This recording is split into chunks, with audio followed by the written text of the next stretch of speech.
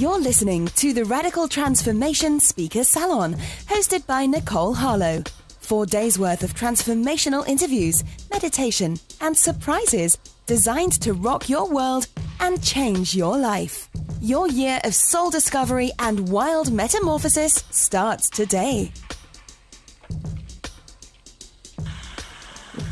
Hey everyone, Nicole Harlow here, and I'm chatting today with Lana Shlafer over at lanashlafer.com. That's LANASHLAFER.com. I just want to tell you a bit about Lana and a bit about her story before we jump right into our conversation. So from where she stood 10 years ago, it seemed completely impossible for her to live a life of ease, feeling head over heels in love with herself and with life. Now she wakes up with a deep sense of inner wisdom, trust, and love that guides her in every way. And she goes to sleep with waves of satisfaction washing over her, an infinite appreciation of all the elements of her life that makes it so extraordinary and meaningful.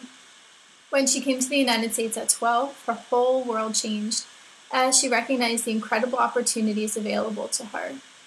She was damn determined to create a life that her parents hoped for. There was only one teeny problem. She couldn't just conform to anyone else's idea of a good life. She couldn't deny her intuition no matter how hard she tried. So she struggled to conform in college and developed depression and a binge eating habit. Somehow, she still managed to graduate from UC Berkeley with a 3.8 GPA. In the process, she became a really good fighter. Bring it on, she can conquer it. She worked in investment banking, making tons of money and jet-setting around the world. She was supposedly living the dream, but felt absolutely wretched on the inside. As she continued binge eating, self-loathing, anxiety and depression, thoughts of running away to India and living in an ashram forever seemed the only way out. This was a dark period of hopelessness, sadness, and impenetrable loneliness, and it was at this time that she decided, fuck it, I'd rather die than live as a pale and unrecognizable version of myself. Fighting yourself is always a losing battle because no matter which part of you wins, you're always left feeling torn up. She had already been practicing yoga for a few years by then and loved the oasis of peace she experienced through the practice. Then she went on a 10-day Vedanta silent retreat and experienced true harmony for the first time in life and felt totally reborn. She realized that her connection with Source is all that she needs to feel in harmony and an appreciation for life. Amen to that. She no longer needs to control every detail just to feel okay, and that felt like a huge relief. After that, things unfolded pretty quickly. She became a success coach for college students, got certified as a yoga teacher and taught classes and Rhine teacher trainings, discovered Wayne Dyer, Abraham Hicks, Michael Beckwith, etc. She recognized that everything is energy and that she creates with her thoughts, and the idea changed her life forever.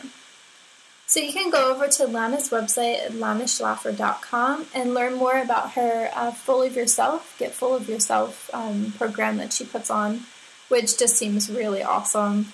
And yeah, let's just jump into our sweet conversation that we had.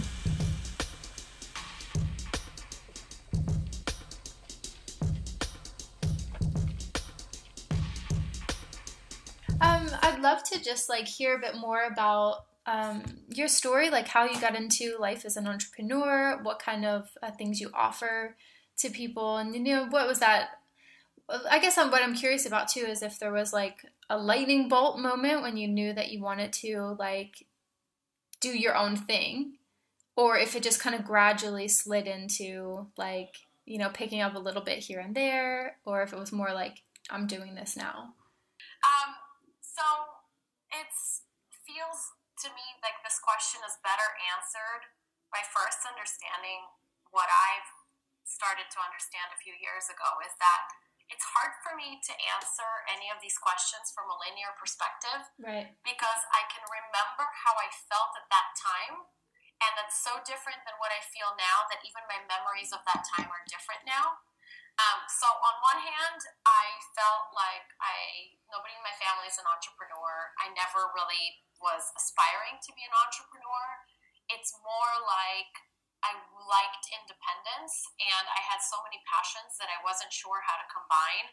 And it started off with me working in corporate and investment banking. You know, I have an economics degree from Berkeley. I was very determined to be successful, and when that was very disappointing and disheartening to reach a certain level of success and yet still feel miserable, it set me on this sort of journey of discovery and really wanting to find out, well, what could make me happy? What do I love to do? And I ended up doing yoga and started to teach yoga and personal training, and then ended up working as a success coach, as a consultant for this company. And through all of those things, picked up pieces of what I loved. And eventually it got to the point where after I had my kids and I wanted to have a flexible schedule, I started my business part-time.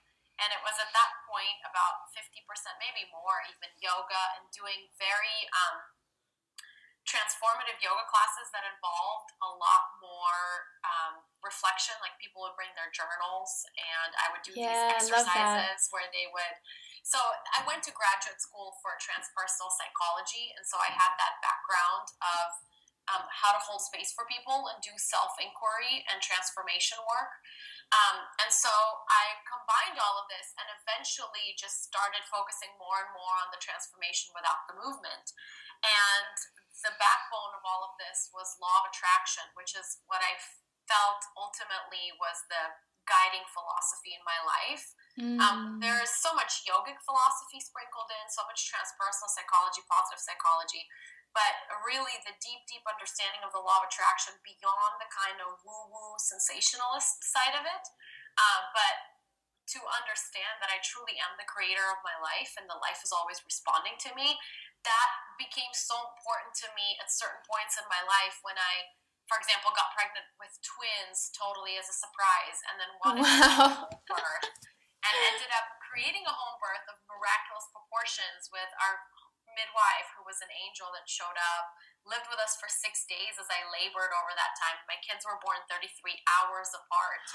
And had I been in the hospital, I would have had 6 C-sections, for different reasons already. And then lots of other stories like that in my life. People started asking me, how do you do all this? Like people calling me lucky. And I would welcome that and say, you know what, if only you knew where I started. I'm an immigrant who came from Russia when I was 12 years old. We were on welfare. You know, this is not how I was born. I was not born with this idea, anything is possible and go get it, champ. I had to learn this. And so then just by people asking, I started sharing more and more and more, and then it transitioned into online courses. And of course I was doing one-on-one work, and then group coaching, and then masterminds. And at this point, I'm actually quite blown away that I have this amazing Get Full of Yourself membership with so many incredible people in it. And it's so lucrative for me in so many ways, rewarding emotionally and rewarding financially, and also doing these mastermind events all over the world. I'm going to London next, and doing these online masterminds. I mean, it's just taken off in a very organic way. But what I wanted to say at the beginning is, looking back now from where I stand, being a successful entrepreneur, I know that I was born to be an entrepreneur because there is a funny story that happened when I was in 2nd grade in Russia where, it's communism, right? There's no free trade at that time. Commercialism is pretty much denied or looked down upon. And here I was 8 years old or 7 years old, and I got this idea that I could sell the kids my lunch and make money off of it. Course of I think a month or two, I basically collected a third of my dad's monthly salary in basically bartering my lunch and kind of swindling the kids who were very young and gullible into giving me money, lots of money for sandwiches and apples, and I don't know what I was selling, to the point where I got called into the principal's office, and the parents were noticing this, that their kids were coming home with empty wallets and stuff. And I wasn't coercing them or anything. I was just a really good salesperson. And I mean, this was a huge scandal, and it sort of scarred me for life in many ways. way up until third or fourth grade when I left Russia. Like, I was being called nicknames and stuff in my grade. And so, but I'd forgotten about it, you know, years later. And then when I was doing this entrepreneurship and people starting to call me up and saying like, oh my God, how do you do your business? How are you so successful so quickly? And you do it with alignment. Like, what is this about? And all of a sudden in one of the interviews, I remembered this story and I was like, oh my God, I was so born to be an entrepreneur. I had no idea, you know? So I don't know. I feel like I am at the very leading edge point of my life. It's exactly where I like to be. I'm in charge of my destiny. I feel like I am riding this beautiful wave of inspiration, and I wouldn't trade it for the world. Oh, what a beautiful answer. I love that. And I'm right there with you. I feel exactly the same about my life. You know, I'm a creator in my life. I'm in the driver's seat, like, and I'm just, you know, going forward. Well, and you know, but being a creator, a lot of times, the kind of, I feel like a lot of people teach what I call manifestation light, and there's nothing wrong with that, or law of attraction light, you know, all the shiny, beautiful stuff, and like, get this car, and do these affirmations, and what I talk about is a feeling of true empowerment, what I call getting full of yourself, is really realizing that being a deliberate creator in your life is not controlling every single aspect of your life. Okay. It is really dancing that beautiful dance of full acceptance and embracing of all of the parts of you and holding your intentions while surrendering the outcomes and the conditions. And I feel like that is the art of living. That is the art of living deliberately. Because, you know, I get a lot of questions like, well, I set all these intentions and I did all this stuff and then this happened. It's totally the opposite of what I wanted. And it's like, oh, I'm such a bad deliberate creator. And all of the self-judgment that gets layered on top of it that just basically stunts your growth for no good reason because nothing's gone wrong. It was only an experience that you've created to clarify and to grow and expand. It's like it's one step closer towards clarity and towards what you really want. And so really embracing all of life and all of business also to recognize that nothing can ever go wrong, that everything is right and looking for how it is right, and also stepping out of that kind of self-judgment or comparison to where you could be or should be or what others are doing. And really honor exactly where you are and who you are. I mean, that's the art. That's the mastery. Do you remember when you first came across law of attraction stuff, or this first kind of came to you? Yeah, I remember. I just posted about it actually because it was in December 2nd, 2006, and the reason I remember specific is because it was my boyfriend at the time's birthday. And I had been sick all day with a migraine, and I missed the birthday party. And then it was like 10 o'clock, and everyone went to bed. And I was up watching PBS at like 11 at night, which I never do. And I came across Wayne Dyer's presentation and did the first purchase I think I've ever done off of PBS and spent like $300 to get his full set of CDs. And as I started listening to them within the next couple of weeks, I was getting these ideas about law of attraction, though he wasn't calling it that. And then towards the end of that month, somebody gave me the movie The Secret, and I watched it, and it was the original version with Esther Hicks, who channels Abraham in it, kind of the grandfather of the law of attraction teachings in the U.S. at least, or in our generation. And then I was hooked. And then I discovered Michael Beckwith, who was in the movie The Secret. I started going to his center here, Agape, in LA, because I was living in LA at the time. And all of this started like happening right before the end of the year. And when 2007 hit, that's when I made the decision to leave the job I was in to finally do this yoga teacher training that I've been wanting to do in Mexico. All of these things basically boom, boom, boom happened. Which one did you do in Mexico? I don't know if it's still happening or not. It was called Horizon. Oh, right. Okay. And it was in Todos Santos. And so I flew there for 3 weeks. It was an amazing program for me because one of the women was kind of like the business mind, and the other one, who's no longer teaching, was truly like an ascended master. Her name is Sky Della, and nobody really knows about her because she's kept a really long profile. She literally lived in a tree for 3 years. Wow. Like, this woman introduced me to so many things, and actually it was during that retreat that she introduced me to a lot of different teachings and practices, to Qigong and energy work that I was not even aware of. Even though this was a yoga teacher training, it's supposed to be a vinyasa and Ashtanga training, it was so much more. And then the husband of the business organizers, Vilma's husband for this yoga teacher training, he is actually the one that handed me the first Abraham Hicks workshop CDs. He just had some great conversations with me, and then he said, I got to give this to you. And he gave me 3 or 4 of their workshop CDs, and I listened to them. And that, so all of this catalyst kind of was taking place in just a period of a few months, and I was forever changed. And then it was an unfolding journey of one thing after another, of studying more. At this point, I've been to, 4 Abraham Hicks cruises and spoken in the hot seat with them endless times, and have basically studied with the main teachers, I guess you could say. Yeah. But one thing that's always distinguished me is that I never take on the teaching. I just take what I need from it, which is why I'm such an eclectic teacher. I feel like it's hard to nail down who really I've studied with or what I've done, because I just take everything that resonates and make it my own, and make my own kind of mix of it, my own delicious flavor. Yeah. And I only teach what I live, what I know. And really, I don't even teach. I don't like that word teacher. I feel like I enthusiastically and eloquently share what I know has worked, and I have an ability to put different pieces of the puzzle together and describe the whole puzzle.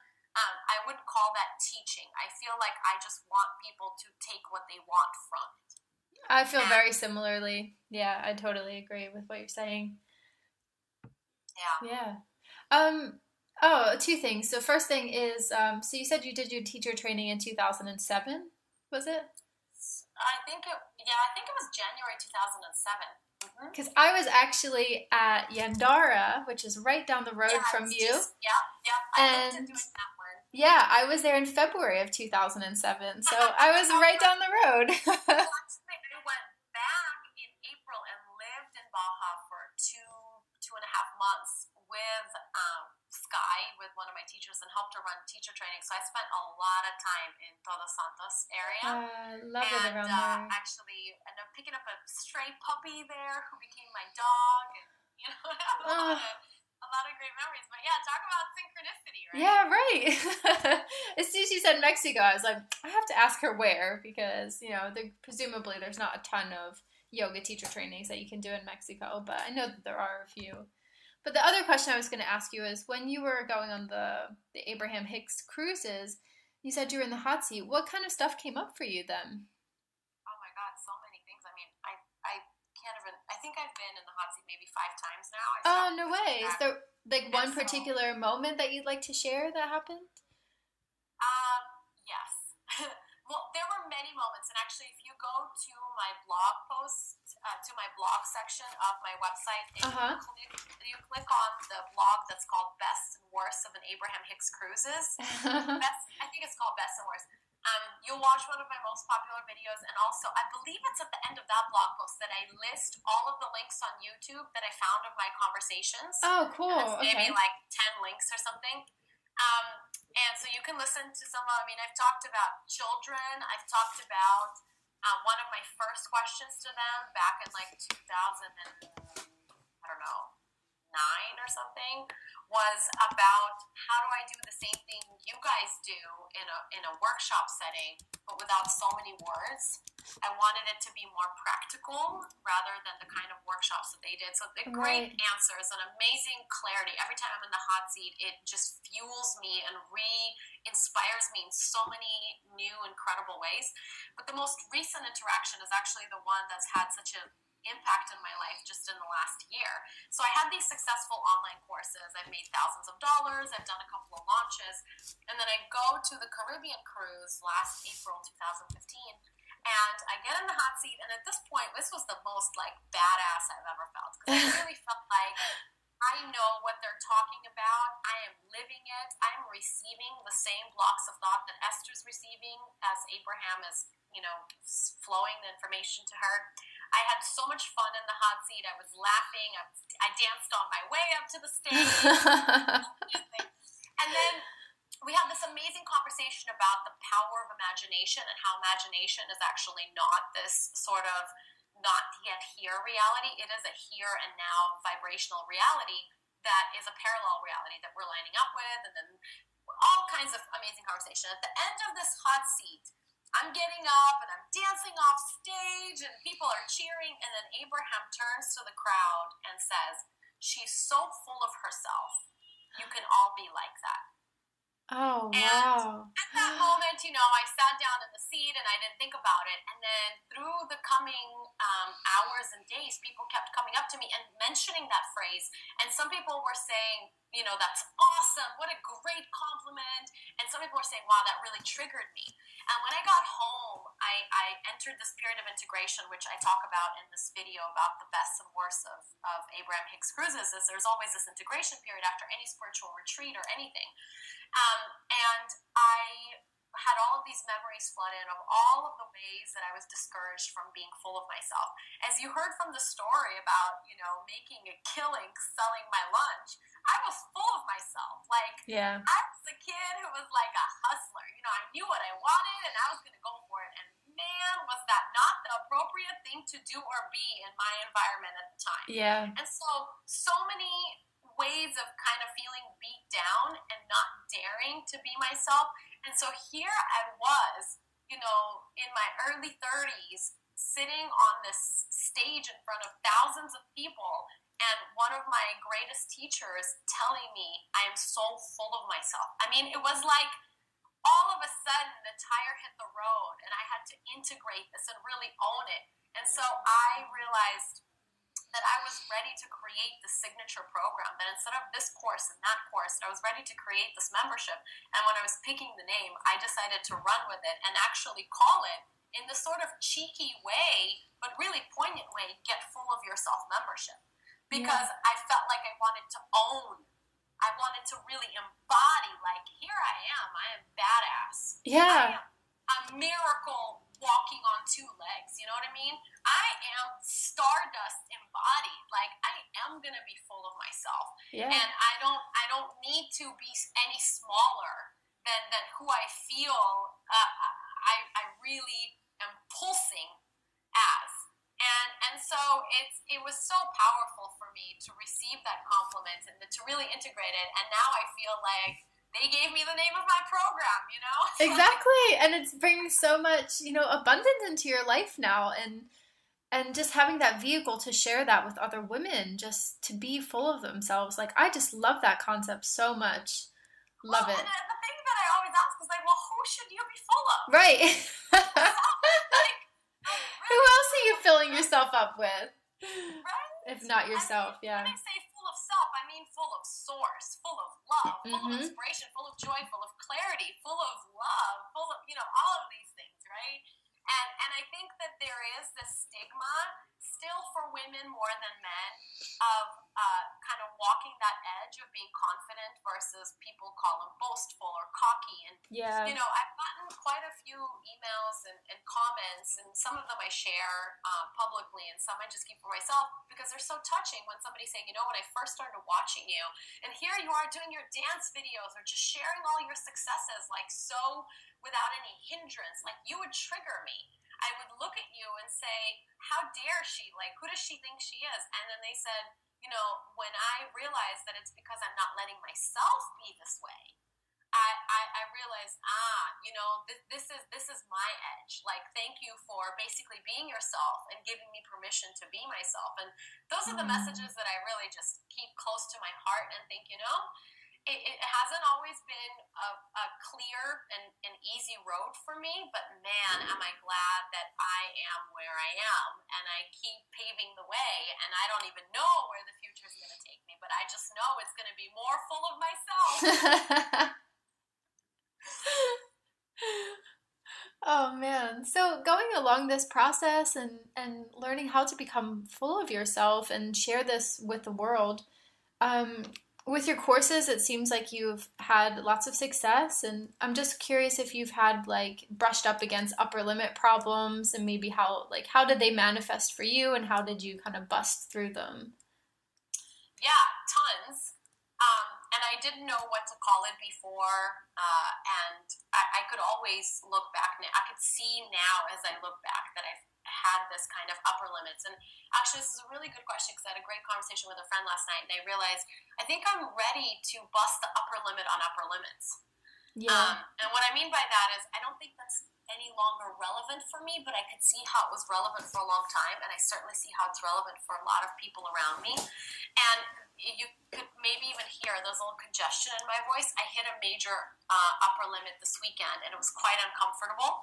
And so that got me, I frequently manifest things physically, and I usually burn through it. Like, I'll get it instantly and it will be gone within a day. So Right. I don't have extended illnesses or anything like that, but it's pretty intense. It's just kind of my style, I guess, of living life intensely. And so what had happened is I had an amazing kind of soft launch, but it wasn't so soft. I got tons of people registered for the Get Full of Yourself membership, and a lot of my old course participants upgraded. So that was a huge success. I am now have a team, which is amazing. I have this incredible little business manager and a project manager. We're having team meetings, and I went from a solopreneur to now having this team, and it was like, whoa. And then I was creating all of the content for future months for the Get Full of Yourself membership. And on Sunday, I recorded this visualization about self-love, and I've recorded dozens, I don't know, maybe at this point hundreds of meditations and visualizations. Never have I felt so moved in a visualization that I cried during it. Like, you can hear it in my voice that I'm like sobbing. Yeah. And I got off and I was like, this was interesting. Something was different. I couldn't put my finger on it. And then I go on with my day, and we're going to this London mastermind. So that's been kind of an amazing experience for me to realize I'm not just now this like kind of mastermind facilitator, but I'm an international mastermind facilitator. I'm an international speaker. Like, I'm going to do this conference in Canada in October. And of course I knew all this. You know, I had signed the contracts. I had the people register for it. But for some reason, it didn't hit me until we went shopping. I went with the whole family, my husband and my kids. And I was shopping at this Neiman Marcus, a kind of outlet place in Saks Fifth Avenue. And I saw these shoes, and I had to have them. Even if they were like $2,000, I knew I had to have them. And thank God they weren't $2,000. They were the most I've ever spent on a pair of shoes. Like, originally, I don't know, $800, and I spent like $200 on them, or a little bit over. And it was the most I'd spent on a pair of shoes, but my God, they are badass. Yeah. And then I got this gorgeous dress, which was also super expensive. And then I went on, and I don't know how much I spent, maybe $1,000 that day, which is the most I've ever spent on a shopping spree in one day. Yeah. And all of a sudden, looking at myself in the mirror, wearing these badass studded shoes with this dress, and realizing, holy fuck, like, I am here. And it just hit me like a ton of bricks. And then I get home that day, and I see Facebook posts that Wayne Dyer had transitioned. Mm-hmm. And all of a sudden, I feel that wave of energy move through me again. And I realized that I very much flowed Wayne Dyer during that meditation earlier that I recorded, which is why I was so moved. Yeah. And I got sick that night. I had all of this congestion. I couldn't sleep. My head was pounding. I don't usually take medicine. I'm really holistic. I had to take medicine. I was like, hello, upper limit. You know what? At this point, I get really excited about them because each time I hit them, it is such an incredibly rich opportunity for me to love parts of myself that I haven't yet given love and attention to. And so that's what I did over the last 2 days. And it's been such a beautiful experience for me. And the physical symptoms don't bother me very much because, they just pass. Yeah. Headaches and all that. And so it was really taking this opportunity. I have a really good friend that every time I call him with this type of thing, he'll say, now, what part of you wants to be loved? And just that question just always gets me. And it was this part of me that was like, oh my God, am I a fraud? You know what I mean? Yeah, like, what the fuck am I doing here? Yeah. with these clothes and these international events and these thousands of dollars. Like, whoa. And so I really held space for this part of me that just hasn't quite caught up. And it was such a beautiful experience for me. I love it. But what I mean about being done with upper limits is I feel like it's all about becoming a better receiver. Like, I want to be able to get a call from Oprah tomorrow and be like, what up? And Right. just integrate it. Right. Because I don't want it to feel like out of my league. I want to feel bigger than any league that I could possibly be in. And that's what the next level for me is. Not bigger in terms of somehow, being bigger than other people, but to really feel my worth and my value and my invincibility and total limitlessness to that degree that anything that comes I could integrate easily. Yeah. That's funny that you bring that up, because that was actually right before I was talking to you. I was having another conversation, and we were just talking about what I'm going through at the moment, which is like putting this program out there and getting really wonderful feedback, and everyone is just so positive about it. And it actually just like really triggered some upper limit stuff for me, because I felt like instantaneously my container got so much bigger, and I had to integrate to be able to receive in that container. I almost just like, it's funny. It's like, I get the email and someone's like, oh, it's one of my favorite authors. And they say, yeah, I'd love to do it. Like, when do we get started? And it's like, all I want to do is like shut my computer and just go like do something else. Cause I'm like, I can't handle it. Good time to go do something else. So the foundation course in the Get Full of Yourself membership is something that I like basically force new members to do. They get no new content until they do this course. Mm-hmm. And it's because it contains all of these building blocks that I have learned over the years from being a highly sensitive and intuitive person, and also being so intense. Whenever I hit upper limits, I'm always going 100 miles an hour. So I hit them hard. Yeah. And so I've had to learn how to find this balance within myself. And so a lot of the tools that I teach and what I practice, and that's how I really move through it, and it ranges from meditation, visualization, from doing this miracle journal process that's kind of a proprietary process, to doing a lot of the things that we do in our Facebook group, and really having a community where you can show up fully and know that people are always going to hold space for you to grow into that bigger container. That's priceless. Yeah, I think the community aspect of it is huge. And that's really what's been coming up for me recently. And I don't know if you've experienced this in your history, but for me, like, I grew up, there's no entrepreneurs in my family. I grew up very like working class, like people didn't really go to college, but I was like the tall poppy, like top of the class, went to college, was like probably one of the only people to like get a master's degree and like get out of that neighborhood. And so in my family and in that old community, like the greater success that I have, I feel more isolated from sharing it. And it's become So this is my question for you. Since everything that we experience mirrors to us something about ourselves, how are you isolating yourself? I think it's a great question, and it's something that I've been thinking about, and I think that I'm deliberately isolating myself because I'm worried about like almost like hurting other people's feelings. So it's that whole, like, this is what I mean about kind of being afraid to be full of yourself.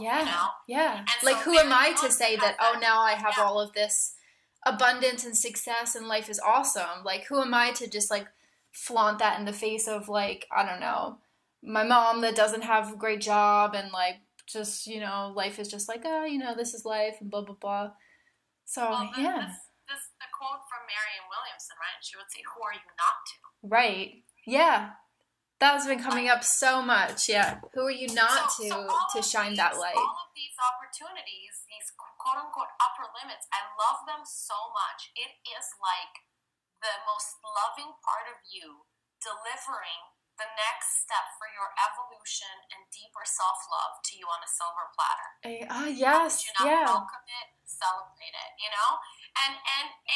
and it's not always like pretty and linear, you know what I mean? Stomp your feet, shut your computer, do what you got to do. I'm a big proponent of doing that, and I do it unapologetically, whatever I need to do, and then I realign, and then I'm able to sort of come back. Yeah. So in your day, in a working day or just a typical day for you, do you have any like non-negotiable things, some health and wellness or things to just keep balance in your life that, these are non-negotiable in my day? Yes, I have not one non-negotiable, which I feel like I'm like Abraham that say we only have one message for you. It's like people have asked me on so many interviews and telesummits and all that, like, what's your business tips and da, da, da. And I feel like I'm a one-trick pony. The one non-negotiable is that I am always going to take the path of least resistance. I'm always going to look for a way to feel good. If I wake up and I don't feel like doing that client session, I will ruthlessly cancel that client session, and I will apologize to the client, and I will say, I'm giving you a free session for this inconvenience. If I don't feel like doing an interview, I will not show up. If I feel like doing a dance party, I will do that.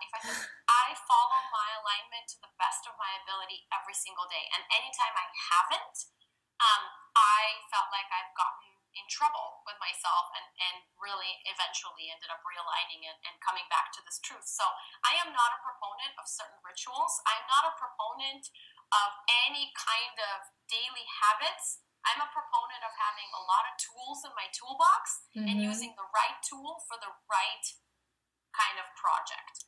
And so it depends. Yes, I'm pretty steady in my morning practice, and I have a video about my morning practice on YouTube that is also one of my most popular videos, where I kind of break down some of the things that I do.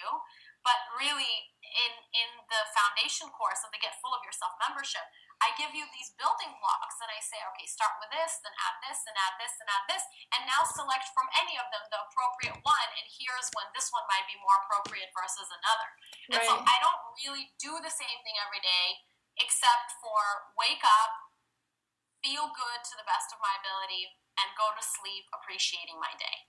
That is my basic structure, and a lot of the things within that are flexible and malleable. I mean, I have a very dynamic life with, young twins and a husband and business. So there's a lot of variety. And I do prioritize my alignment practices, what I call them, but they are so varied. It would take me an hour to describe them, probably. To you. Yeah. Because I feel like I just collect, they fall into basic categories, guided and non-guided. And I talk about this a lot in my course. If I'm feeling out of alignment or I need a little bit of support, I will do some of my guided alignment practices. That might mean doing a guided visualization, so somebody else is holding space. That might mean talking to a coach or a healer of some sort. It might mean going to a Zumba class or a yoga class where there's a lot of guidance already outside of me. And then I have a lot of non-guided practices where I guide myself. And there's written visualization, spoken visualization, creative expression. The sky's the limit for all of the ways that I do, but I feel like the wisdom is know thyself. Yeah. Know what you need at that time. And a lot of people that start working with me, they're like, well, I don't know what I need. I'm like, well, good. That's your task. Let's find out. Right. Get to know yourself. That's where it's at. Oh, that's wonderful. So brilliant and so simple. Just the path of least resistance and just moving towards what feels good. I love that. It seems hard at the beginning if you're so used to doing what you think you should. Yeah. It gets easier and easier, and the results speak for themselves. I'm more successful, more satisfied, more thriving in every area of my life than I've ever been before. So I know this works for me. I can't vouch for it working for anyone else, but I feel like I'm not a proponent of do as I say. It's do as I do and see for yourself. If this works for you, continue. If it doesn't, throw it out. Exactly. Oh, man. Well, you know what? I think this is a good place to wrap up. It was just so lovely talking to you, and you just provided us with some wonderful tips and feedback. I really appreciate it. Thank you so much, and you'll probably list my website somewhere. I will, yep. Yeah, I'm going to tell... www.lanashlafer.com, and you can find me on Facebook. I'm quite active if you like dance parties. I quite frequently. And I'm just so excited to connect with all of your participants in any way that I can. Awesome. Yeah, and I'll just be sending out the day of, when your interview goes live, I'll just send a link to some of the things we talked about, some of the blog posts that you mentioned where they can see your YouTube videos, so they'll be able to check up on all the things that you were talking about in the interview and check out your program as well. Yeah, and my free gift when you sign up for my newsletter is my now famous 4-minute ease meditation. And I created this when I had young kids, and I literally had like minutes, like seconds sometimes. And so it's been really popular because it's a short way to realign, and people in my program have a downloadable version of it so they can put it on in their car or after an argument or anytime they need a quick like stop, drop, and realign. So if you sign up, you'll get access to that meditation, and let me know how you enjoy it. Great. Sounds awesome. Thank you so much for sharing with us. Thank you very much for having me, Nicole. Bye, Lana. Enjoy your day. Thanks. Bye.